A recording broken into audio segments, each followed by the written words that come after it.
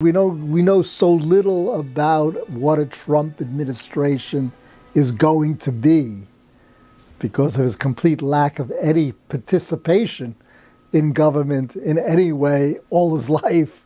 So we know so little about what it's going to be, is that creates an enormously uncertain environment in the immediate future. If investors around the world, whether it's in China or in the United States, are so uncertain about the economic environment, they just pull back, they hesitate, they don't make any long-run plans, say, well, wait a year or two to do it.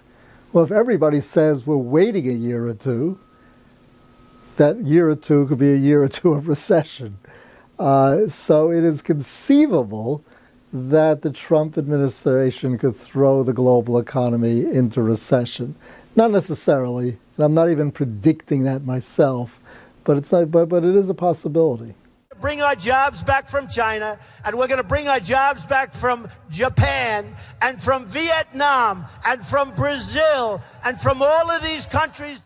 When he talks about bringing jobs back from the rest of the world, that's rhetoric. Number one, and number two, it's a bad idea. It's a bad idea if we are importing goods from the rest of the world, which are made less expensively elsewhere. That helps poorer countries of the world.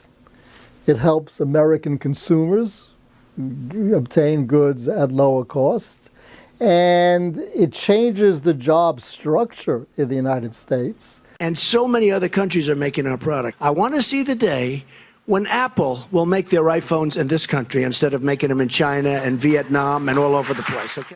He might have campaigned for months about bringing back American manufacturing from all over the world. Fact of the matter is, he can't reverse the globalization of the world's economy. Manufacturing is spread out around the world, not just China, all over.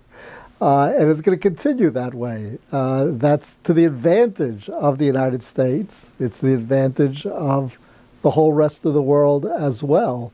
And the economic forces that led to that globalization are not going to be reversed by his campaign rhetoric. The real question is, can he do something more concrete to really change the nature of the economic relationships between the economies?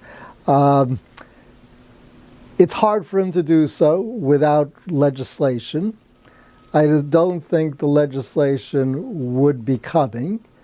But, we've been wrong with respect to judging Trump before, and that comes back to it's going to be a very interesting 3 months, 6 months, a year for us to discover what kind of president Trump is going to be.